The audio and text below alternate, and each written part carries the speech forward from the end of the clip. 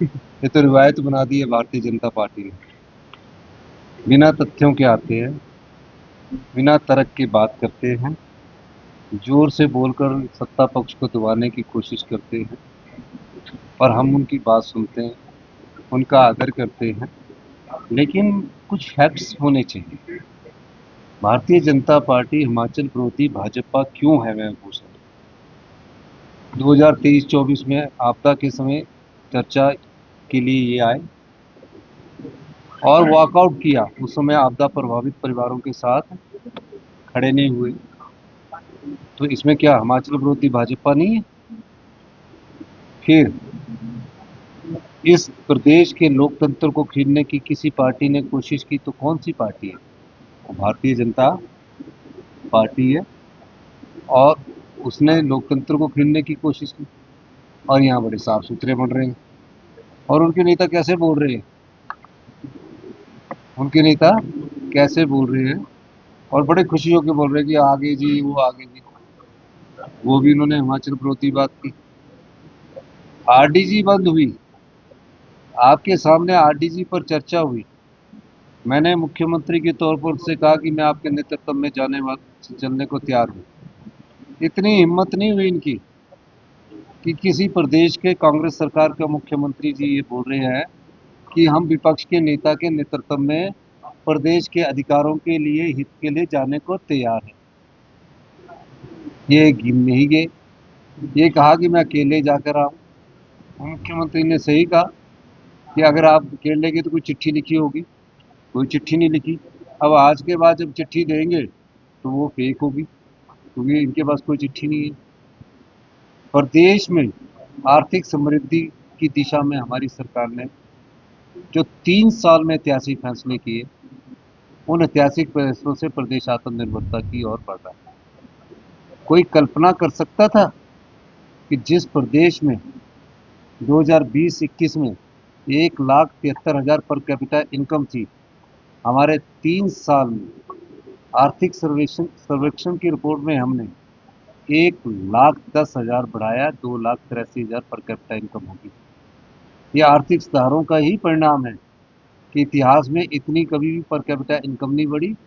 और जो हमारी जीडीपी ग्रोथ है, वैसे तो जीएसडीपी की ग्रोथ 10.3 है, जीडीपी की ग्रोथ 6.4 रही।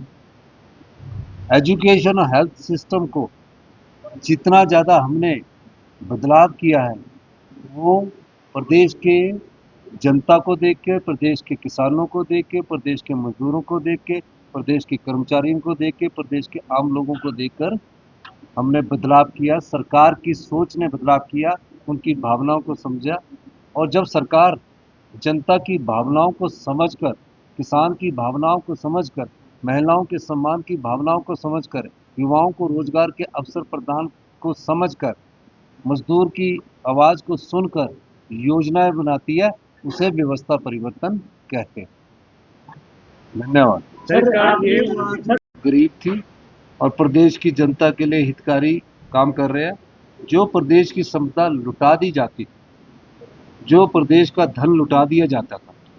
आप सब बुद्धिमान पत्रकार हैं, आप बताइए, जब प्रदेश सरकार के पास 2017 से 22 तक 47,000 करोड़ से लेकर 54,000 करोड़ की आरडीजी मिली और जीएसटी कंपनसेशन सेस के रूप में 13,000 करोड़ रुपया मिला, 13,000 करोड़ रुपया जून 2022 तक मिला।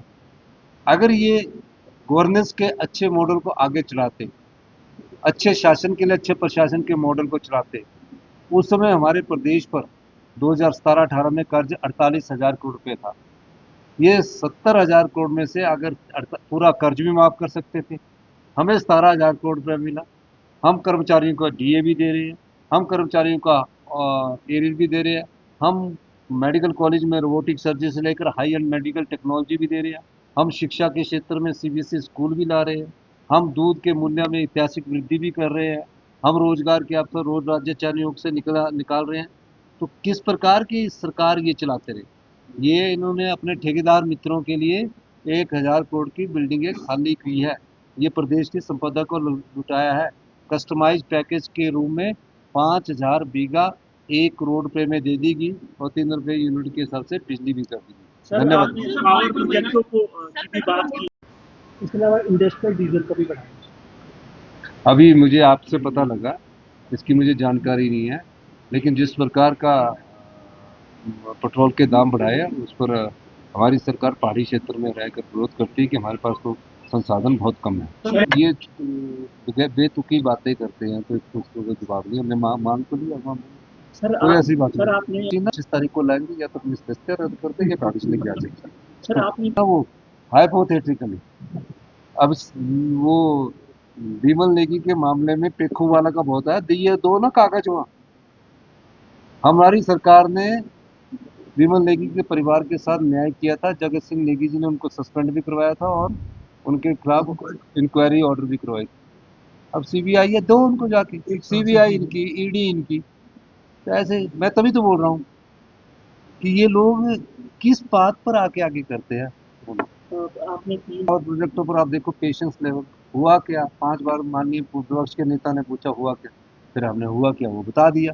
हमने कहा प्रदेश की संपदा को ना तो लुटने देंगे, ना लुटाएंगे। इन्होंने कैसे धौला सिद्ध सुन्नी लूरी प्रोजेक्ट को बिना रॉयल्टी के, कितने बिना रॉयल्टी के केंद्र सरकार के उपकरणों को दे दिया। फिर बार बार पूछे कि उसके बाद हुआ क्या। हमने बताया उन्हें हुआ क्या। केंद्र सरकार को हमारी शर्त माननी पड़ी, उनको चिट्ठी लिखनी पड़ी कि आप टेक ओवर कर दो। जब हम टेक ओवर करने गए तो उनकी नीयत देखिए, वो हाई कोर्ट में चले गई कि स्टे करो। हमने उस चीज़ की भी लड़ाई लड़ी। अब वो हाई कोर्ट का निर्णय आएगा, इवेल्युएट करेंगे और कहते कि आपके पास 5,000 करोड़ रुपया कहाँ से आएगा। ये इसी में खुश है कि हमारे पास, मैंने बोला 50,000 करोड़ की संपत्ति में 5,000 करोड़ में नहीं बेचने दूंगा। मैं प्रदेश के युवा साथियों के अधिकार को बचाऊंगा और मैं बचा रहा हूँ। अब इन्होंने कुछ किया नहीं है। अब इनको यह लगता है, जैसे ही मैं बोलने लगता हूँ, मैं बड़ा प्यार से समझाता हूँ, प्यार से बोलता हूँ। विपक्ष के नेता बड़े सम्मानीय हैं। एक तो बिना ब्रेक की गाड़ी है, उसको तो वो रोकना ही मुश्किल हो जाता है। वो तो जोर जोर से बोलते लाया हूँ लाया हूँ। तो अब वो बिना ब्रेक की गाड़ी को आप जानते हैं। तो अब मैं उस बिना ब्रेक की गाड़ी के बारे में क्या बोलूँ। और एक जयराम जी सम्मानित हमारे विपक्ष के नेता है, पूर्व मुख्यमंत्री रहे वो। वैसे चीज़ों को सबको जानते हो, सारी चीज़ों को जानते हैं। उन्हें वित्त का भी पता है, गवर्नेंस का भी पता है और सारी कार्यप्रणाली का भी पता है। लेकिन वो दबाव में है, और मैं सच कह रहा हूँ वो दबाव में है। आपने नहीं देखा, इतने तो मुकेश अग्निहोत्री जी विपक्ष में नहीं उठते थे जितने वो उठ जाते हैं। अभी तो नेगी जी ने बोलना शुरू ही नहीं किया। जैसे जैसे नेगी जी बोलना शुरू करेंगे उस दिन पता नहीं कितनी बार उठेंगे। और उठते क्यों है मुझे समझ नहीं आया। मैंने तो ये, उनको सब कुछ पता है, ऐसा नहीं है कि वो जानते नहीं है, जानकारी पूरी है, ज्ञान भी पूरा है। लेकिन वो 5 गुटों में वो देखते कि दबाव यहाँ सुबह सुबह उनको नजर आ जाता। आज सुबह एक मुद्दा अखबारें लेके उठाने लग पड़े, और जब स्पीकर महोदय ने बोला कि आप क्वेश्चन आवर के बाद उठाइए, नहीं नहीं मुझे अभी उठाना, बाद में उठाया कि वो जो 4 पुलिस वाले सस्पेंड की। एक तो सरकार अपना कर्तव्य कर रही है, अपना दायित्व निभा रही है। पुलिस वालों को पुलिस वालों ने पकड़ा, सरकार की नीयत देखी, उस पर क्वेश्चन पूछ लेते हैं।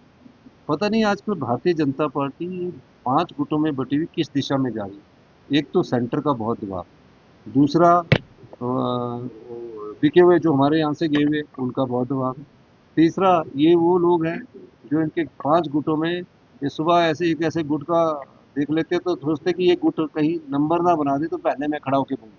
ये चला हुआ है। बताते बजट में सत्यनिष्ठा और कर्तव्यनिष्ठा की कसम खाई होती है।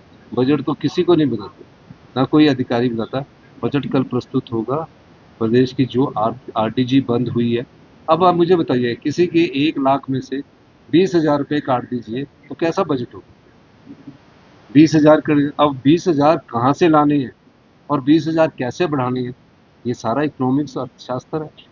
इस अर्थशास्त्र में मैंने खुद बहुत मेहनत की है इस बजट को बनाने के लिए। तो अब कल बजट प्रस्तुत करूंगा, पता नहीं क्या क्या होगा उसमें, तो उस समय बताएंगे। धन्यवाद। हिमाचल की का बजट, देखिए, प्रदेश की संपदा के हित का ही बजट हम पहले साल से रख रहे हैं। 3 सालों से हम प्रदेश के हित का बजट रख रहे हैं। हो सकता है कई बार हम फैसले लेते हैं जिससे पत्रकार बंधु भी दिक्कत में आते हैं, कई बार आप अधिकारी दिक्कत में आते हैं, कई बार आप कई और चर्चा करते हैं। लेकिन मैं आपको ये कहना चाहता हूँ, हम किसी के खिलाफ नहीं, हम प्रदेश हित की बात करते हैं और प्रदेश हित में आने वाला बजट में हम प्रदेश हित के बारे में ही बात करेंगे। मल्टी राष्ट्र संसद भी आता है। धन्यवाद।